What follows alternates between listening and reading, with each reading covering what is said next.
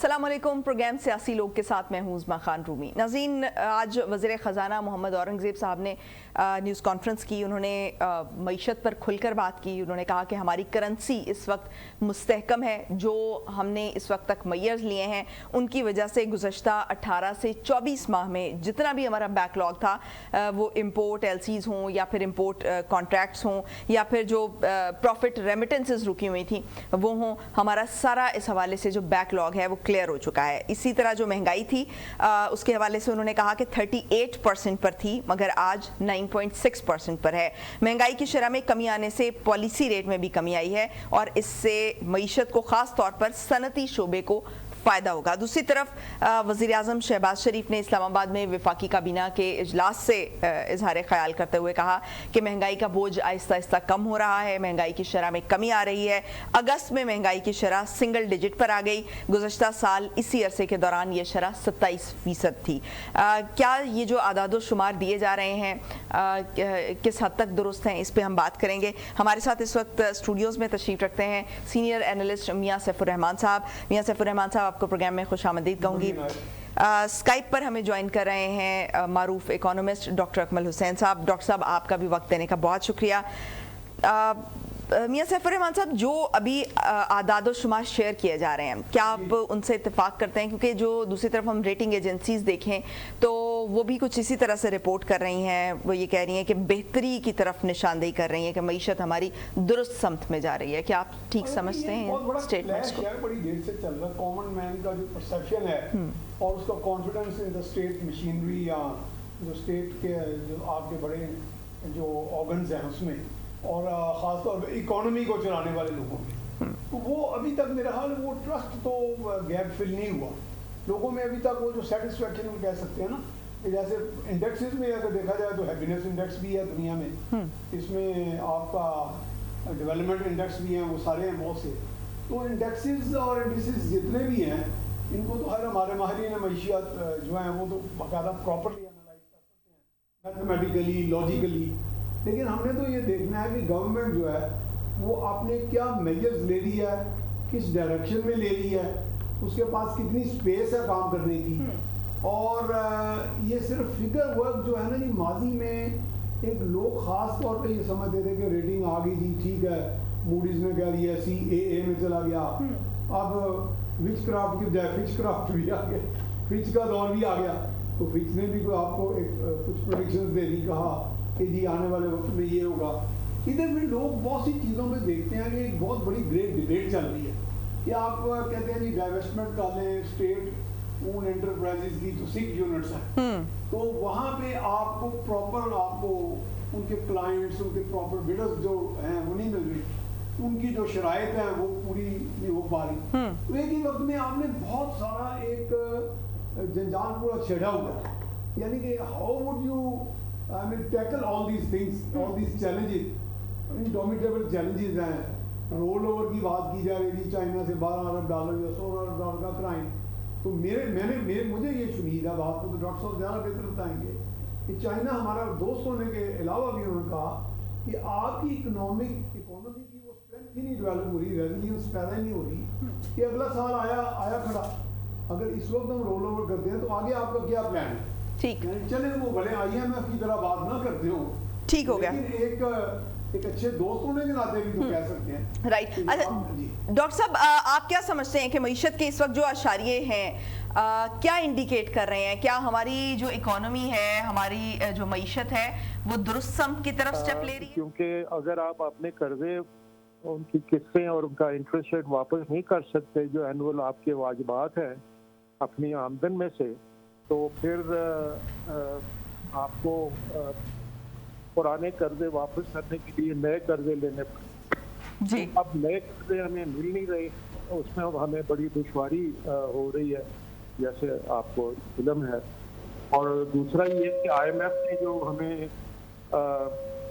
Life support loan देना था $6 अरब का, वो भी कुछ डिले हो गया, मिल तो जाएगा मगर वो डिले हो। और ये एक बड़ी संगीन फाइनेंशियल सूरत हाल है हमारी। तो अब अगर ये परसिस्ट करती हैं आगे कुछ हफ्ते या कुछ महीने, तो होगा ये है कि फिर आपकी एक्सचेंज रेट कोलैप्स करना शुरू हो जाएगी, क्योंकि आपके पास जो स्टेट बैंक के रिजर्व हैं वो इतने काफी नहीं है कि आप अपने डेट सर्विसिंग कर सकें, यानी पुराने कर्जे वापस कर सकें।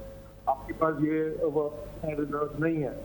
जब रिजर्व ना काफी होंगे अपने वाजिबात पूरा करने के लिए, तो फिर आपका जो एक्सचेंज रेट है वो कोलैप्स कर देगा, और जब एक्सचेंज रेट पुराना खासा कोलैप्स करेगा, फिर आपकी हाइपर इन्फ्लेशन होगी। ये 30-35% तो पहले थी, और आप ये कह रहे हैं कि 9% हो गई है।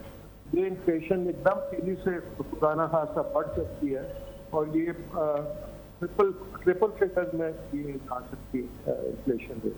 तो इसलिए हमें बड़े मोहतात तरीके से देखना पड़ेगा ये जो नए अज़ाद शुमार है।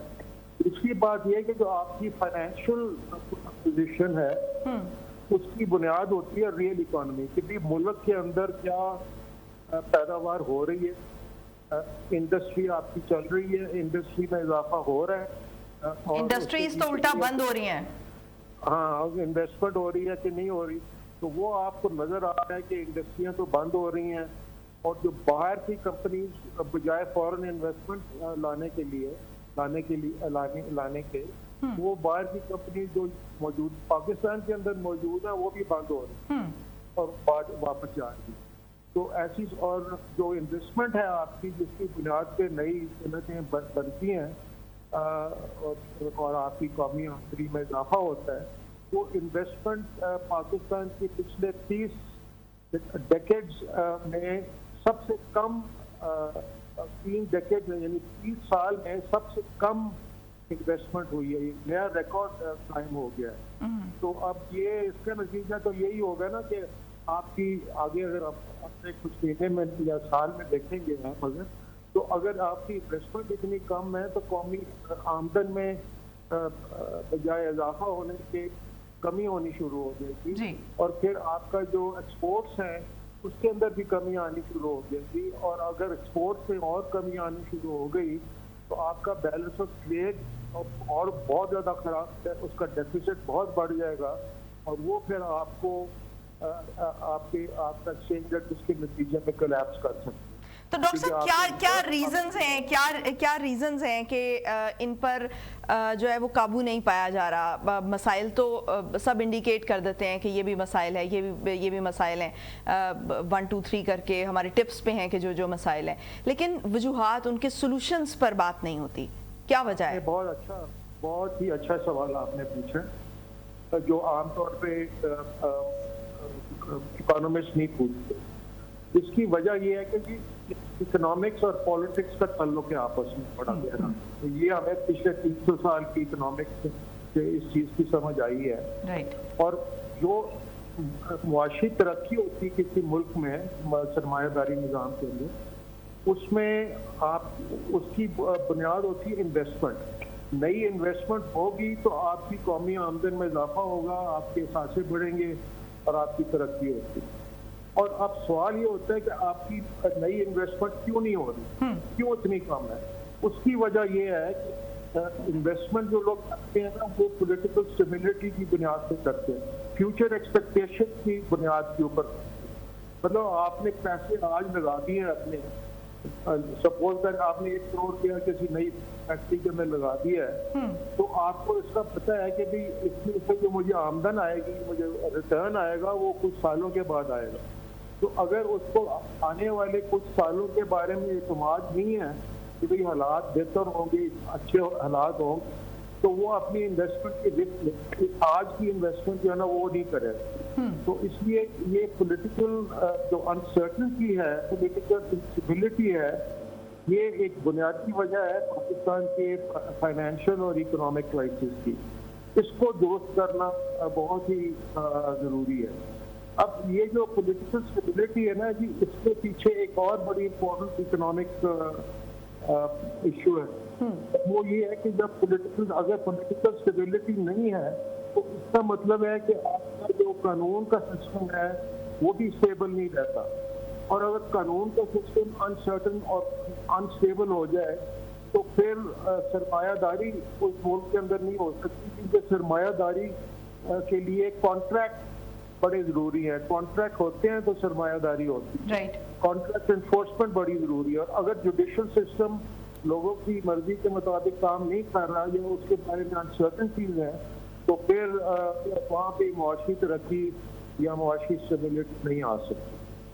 सही में सफर रहमान साहब, अभी जो डॉक्टर साहब ने बात की कि तरक्की के लिए नई इन्वेस्टमेंट बड़ी ज़रूरी है, लेकिन दूसरी तरफ हम ये देख रहे हैं कि एक तरफ तो हम फॉरेन इन्वेस्टमेंट लाने की बात करें, दूसरी तरफ हमारी अपनी जो लोकल इंडस्ट्रीज़ हैं, जो बहुत पुरानी इंडस्ट्रीज़ हैं, वो बंद होती जा रही हैं, तो और बहुत बड़ी तादाद में बंद हो रही हैं। तो क्या ये इनकरेज जो कर रहे हैं फॉरेन इन्वेस्टर को, जो एक सिक्योरिटी दी जाती है कि पॉलिटिकल स्टेबिलिटी होगी और आप इन्वेस्ट करें, तो क्या आपको लगता है कि ऐसे हालात में ये राह हमवार हो रही है कि फॉरेन इन्वेस्टर? देखिए, बहुत ज़्यादा जोर लगाना पड़ रहा है हुकूमत वक्त को, लेकिन बहरहाल आप सिर्फ प्रोजेक्शन इस बेस पे तो नहीं कर सकते। अपनी सिर्फ अच्छी डिप्लोमेसी जो है गुफ्तगू की डिप्लोमेसी तो नहीं चलती ना जी। सिर्फ उसके साथ आपका एक बैकअप स्ट्रेटजी हो, आपके पास कुछ प्रेजेंट करने के लिए कुछ हो, परफॉर्म कर सके। आपकी परफॉर्मेंस सामने लोग इवेल्युएट करते हैं। फिर यहाँ पे ये मामला है कि हमें अभी चाइना से तो चलो इन्वेस्टमेंट आ गई, उसे भी चलो हम FDI में ले लें या जिस तरह भी ले लें, उसके भी अपनी कोई कॉस्ट थी, हमने वो पे की और भी नहीं भी पे की। वो भी एक देखें, जितने भी आपकी कॉन्ट्रैक्ट्स होते हैं, जैसे बड़ी अच्छी बात की डॉक्टर साहब ने, और ट्रांजैक्शंस होती हैं, उनके ऊपर नज़र होती है दुनिया भर के इन्वेस्टर्स की। आपके मुल्क के अंदर भी इन्वेस्टर जो होता है, एक तो कहते हैं जी इन्वेस्टमेंट बड़ी शाये चीज़ है, वो शाये वे कर जाती है, ज़रा से हालात ज़रा सा ख़राबी पैदा हो, वॉलेटिलिटी पैदा हो जाए पॉलिटिकल के साथ इंस्टीट्यूशनल, तो वो फिर शाये वे कर जाती है। वो इन्वेस्टमेंट लोकल हो या फॉरेन हो, तो आपका जो इनर ये सिनेरियो है, इसको सब लोग वॉच कर रहे हैं। दुनिया देखें ना, कंसोलिडेट हो चुकी है, तो आपके अंदर हर होने वाली डेवलपमेंट, आपके मुल्क में अगर सियासी इंतशार है और आप डिफरेंट मैकिनेशंस के साथ एक निज़ाम को चला रहे हैं और उसमें कोई पैच वर्क हो रहा है साथ साथ, तो वो काम तो चलो बहरहाल आप कर रहे हैं। आप IMF को भी उनकी बातें माने जा रहे हैं, आप शराइत मान रहे हैं। कभी आप जाते हैं सऊदी अरब से कहते हैं जी हमें $2 अरब दे दो, इसके भी मसाइल हैं। लेकिन आगे से भी तो आपको कुछ जो ट्रांजैक्शन जिनसे आप करते हैं, तो उधर से भी कुछ आपको कहा जाता है, उसके मुताबिक आप इन्वेस्टमेंट एक वन साइडेड अफेयर तो नहीं है ना जी। तो इसमें आपकी एक बहुत मुश्किल सा, मैं समझता हूँ, मरहला एक लेबिरिंथ में हम दाखिल हुए हैं। बजाय कि हम माजी को पीटते रहें कि जी फलां बंदा ये कर गया, उन्होंने ये वादा किया था, उनसे ये ना हुआ, तो ये एक ऐसा सॉलिड कॉन्क्रीट प्लान्स हों जिनके ऊपर आप को इंटरनेशनल लेवल पे कॉन्फिडेंस आप बिल्ड कर सकें। तो क्या आप समझते हैं कि अभी किसी भी पार्टी के पास ये प्लान्स हैं? तो कुछ ऐसे दिखाई देता है कि पार्टीज ने इस पे काम नहीं किया। देखिए ना, जब मैं अक्सर आपके प्रोग्राम्स में कहता हूँ कि शैडो गवर्नमेंट वाली बात तो वो आम सी है, कोई ऐसी खास बात नहीं है, लेकिन शैडो गवर्नमेंट इसी चीज़ को कहते हैं कि एक तसलसल के साथ, मसलन अगर एक पार्टी 20 साल इक़्तिदार में नहीं भी आती, 10 साल, तो शैडो गवर्नमेंट के तौर पे तो वो प्रपोजल, मुतबादल प्रपोजल, इंटरेक्शंस भी करते हैं, सुफरा के साथ भी करते हैं, इकोनॉमिस्ट के साथ भी करते हैं। लेकिन फिर भी जब इक़्तिदार में आते हैं तो होमवर्क पूरा नहीं होता। तो होमवर्क पूरा नहीं होता, ये आपने बड़ी अच्छी बात की, ये मेरे दिल की बात कर दी। तो होमवर्क का मेरा हाल हमारे यहाँ कंसेप्ट नहीं है। हम कहते हैं कि ठीक है, बस ओवर कॉन्फिडेंस है, once I am in power मैं हर चीज़ को ठीक कर लूँगा। वो फिर जब आप ठीक करने लगते हैं तो फिर आपको बड़ी मुश्किलात का सामना, आग बुझाने का काम हो सकता है। फिर आग, it is damn difficult to doing things in this way. बिल्कुल एक लॉपसाइडेड ट्रैक पे आप चल रहे हैं। मुश्किलात हैं, लेकिन मुश्किलात को आपने फेस करना है जहानत के साथ, जहानत के साथ और गुड सेंस ऑफ डायरेक्शन के साथ, परसिवियरेंस के साथ। लेकिन यहाँ पे ऐसे लग रहा है। और सेकेंडली मेरा ख्याल है कि हम एक कंसेंसस भी नहीं बिल्ड कर पाते। हमारे यहाँ एक, मैं समझता हूँ, जो इंस्टीट्यूशनल फ्रेमवर्क है ना जी, ख़ास तौर पे ब्यूरोक्रेसी का, वहाँ से भी आपको कुछ ऐसी हिंड्रेंसेस भी होती हैं मेरे ख्याल, या वो बावजूद होंगी, कोई वजह भी हो सकती है कि आप उनको जज ही नहीं कर पाते, जो आपके पॉलिटिकल टॉप एग्जेक्टिव्स हैं।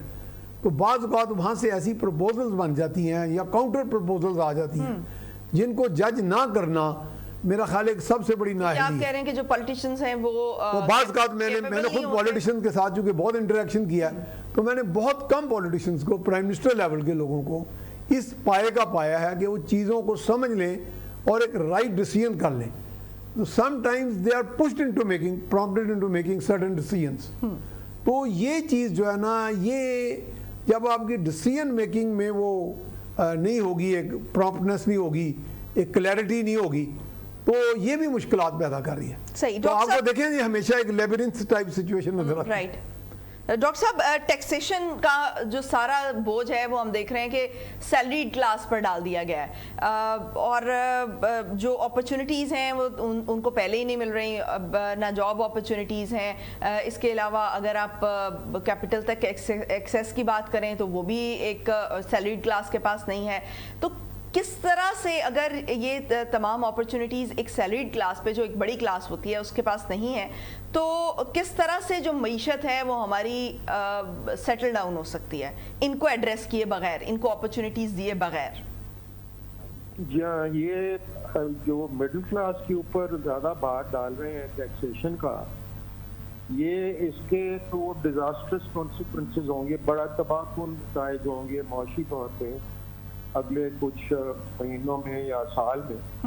मैं आपको अर्ज कर देता हूँ।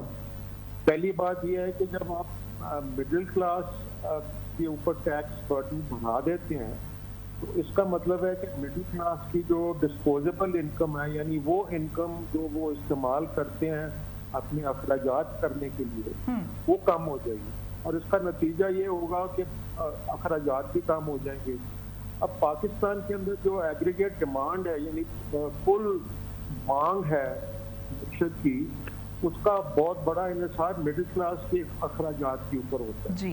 तो अगर आप उनके अखराजात कम कर देंगे ज़बरदस्ती, तो फिर आपकी एग्रीगेट डिमांड भी कम हो जाएगी, और अगर एग्रीगेट डिमांड मुल्क की कम हो जाती है, जैसे हमने सीखा है केन्स के स्टडीज़ के बाद, कि जब एग्रीगेट डिमांड कम होगी तो उसके नतीजे में इन्वेस्टमेंट और कम हो जाएगी। यानी अगर चीज़ों की डिमांड ही नहीं है तो लोग फिर सरमायाकारी क्यों करें?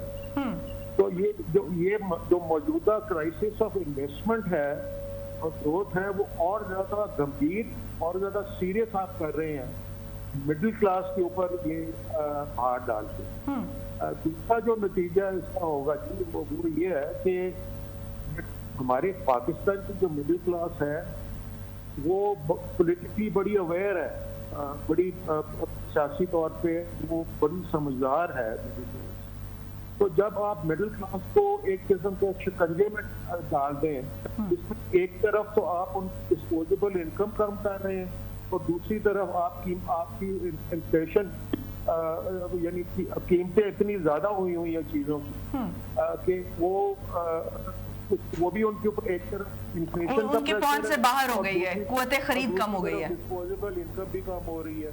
तो उनके इसका मतलब ये देखें ना, आप फिगर्स देखें ना, आधी से ज्यादा पॉपुलेशन पाकिस्तान की जो है ना, वो अपने they can't make two end eat, अपने बुनियादी अखराजात पूरे करने के काबिल नहीं रहे।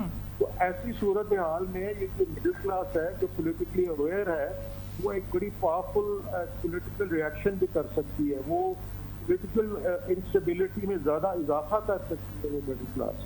लेकिन आप ना उनकी आमदन रहे, एक तरफ उनकी आमदन कम कर रहे हैं, दूसरी तरफ कीमतों के अंदर इतना इजाफा हुआ है। तो डॉक्टर साहब, ये तमाम मामला जो है, हमारे जो इकोनॉमी के एक्सपर्ट हैं जो कि हमारी फाइनेंस मिनिस्ट्री के साथ भी जुड़े हैं, तो ये तमाम मामला आप समझ रहे हैं कि ये जानते बूझते हुए किए जा रहे हैं या इसका इदराक नहीं है? ऐसे डिसीजंस क्यों किए जा रहे हैं कि ये जो टैक्सेशन का सारा बोझ है, अगर ये इतना ही डायरेक्ट इम्पैक्ट है मईशत पर, तो ये इस चीज़ का सारा बोझ सैलरीड क्लास पर क्यों डाल दिया गया है? जी, मैं अर्ज कर देता हूँ जी। हमारे पास बड़े अच्छे इकोनॉमिस्ट हैं, मुझे यकीन है उनको समझ आए इन बातों की, मगर उनके ऊपर एक बहुत बड़ी मजबूरी है जहाँ तक पॉलिसी और ऑप्शंस का ताल्लुक है। अच्छा। और वो मजबूरी ये है कि IMF की जो पॉलिसीज हम पिछले कुछ सालों से हमने अडॉप्ट की हैं, उसके नतीजे में, और ये मैं बार बार लिखता भी रहा हूँ, मैंने किताब लिखी है जिसमें ये चीज़ डिस्कस की है कि हम पिछले कुछ सालों से, क्योंकि IMF भी कंडीशनैलिटीज को अडॉप्ट किया हुआ है, उसके नतीजे में हमारी कौमी आमदन में इजाफा कम होता जा रहा है। यानी पिछले साल जो हमारी जीडीपी ग्रोथ थी वो नेगेटिव थी, per capita income growth negative. Public का आमदन के में जो इजाफा होता है वो नेगेटिव हुआ है। तो ऐसी सूरत हाल में आप टैक्स रेवेन्यू तो आपकी कम होगी ना। अगर लोग बेरोजगार हुए हैं, उनकी आमदन में कमी आ रही है, तो वो टैक्स बेचारे कैसे देंगे? तो आम तौर पे ऐसी सूरत हाल में टैक्स रेवेन्यू गिर जाती हैं और हमारी गिर गई। अब IMF जो है वो बजाय ये कि हमें इजाज़त दे कि हम ऐसी पॉलिसी इख्तियार करें जिससे हमारी कौमी आमदन में इजाफा हो, मुल्क में सरमायाकारी हो, मुल्क की मुआशी तरक्की हो, और मुआशी तरक्की होने के नतीजे में टैक्स रेवेन्यूज बढ़ें। जब लोगों की आमदनियाँ बढ़ेंगी तब टैक्स रेवेन्यूज बढ़ेंगी। तो बजाय उस तरफ जाने के वो कहते हैं जी हमें नहीं पता, आपकी टैक्स रेवेन्यू इस वक्त बहुत कम है तो आप टैक्स रेवेन्यू बढ़ा दें। बढ़ाते क्या, बढ़ाई उन्होंने कैसे है? टैक्स रेट बढ़ा दिया, जिसकी टैक्स की शरह बढ़ा दी है, और वो भी मिडिल क्लास की, जो सैलरी क्लास है। तो ये तो मुल्क के अंदर एक सियासी तबाही का एक नुस्खा आपने कर दिया है, इन्होंने कर दिया है, अलावा इसके कि मौत की तबाही होती है। सही। तो जो डिसीजन मेकर्स हैं वो क्या जो है इंटेंशनली ये इस तरह के डिसीजन कर रहे हैं कि ठीक है एक IMF की मजबूरी है, लेकिन IMF की मजबूरी तो आज है कि उनकी शराइत हमें मानना पड़ रही हैं, लेकिन जो मईशत की खराबी वाला मामला है ये हमें कई सालों से दरपेश है। जी हाँ, ये कई सालों से ये डेवलप कर रहा है ऐसी सिचुएशन जी, और ये कई साल आप पिछले तकरीबन 10 साल से IMF की पॉलिसी आपने इख्तियार की हुई है, और बार बार मैं इस चीज़ के ऊपर जोर देता आया हूँ कि आप मेरी किताब देख लें, मैंने पेपर्स लिखे हैं, आर्टिकल्स अखबारों में पिछले 10 साल से मैं लिखता हूँ कि ये जो आप IMF की पॉलिसीज आप अडॉप्ट कर रहे हैं, उस वक्त तो फिर भी स्पेस की आप उनको ना भी कर सकते हैं। तो आप ये जो अडॉप्ट कर रहे हैं इनकी पॉलिसी, इसके नतीजे में आपकी ग्रोथ स्लो डाउन हो जाएगी, और जब ग्रोथ स्लो डाउन होगी तो फिर आपके ये सारे मिसाइल इमर्ज करेंगे जो इस वक्त नजर आ रहे हैं।